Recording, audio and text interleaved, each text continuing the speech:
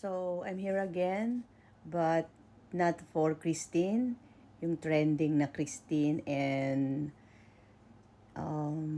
she's saying na false teacher. Although, hindi pa rin ako makamove on, pero because yesterday, we have a fellowship and Bible study. So, I will show you a little what's this? A little good news, or some of my so sorry about that. I forgot to pray first before ako mag-share sa inyo ng gospel. So hindi gumana yung utak ko because hindi ako nag-pray before I start this video. So anyways, I'm just gonna share a little a little Bacariles na good news, yan, gospel. Para nandun pa rin tayo sa gospel.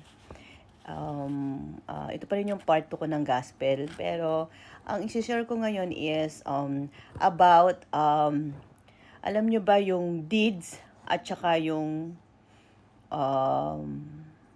ba't palagi akong ng Ano ba yung na yan? Sorry naman.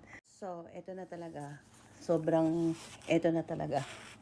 Sorry, talagang, ewan ko, hindi ako makapokus. Pero, I know I can do it.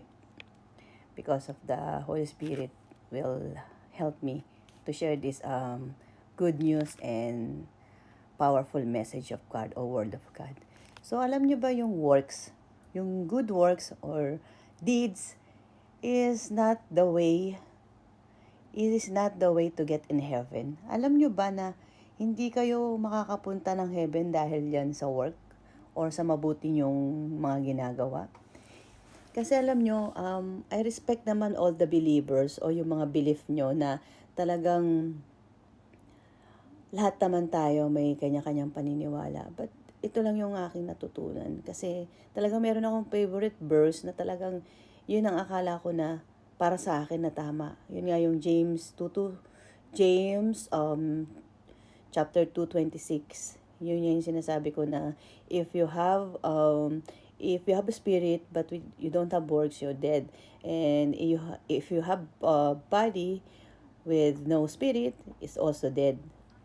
Tama ba? O yun. Pag mali ako, sorry.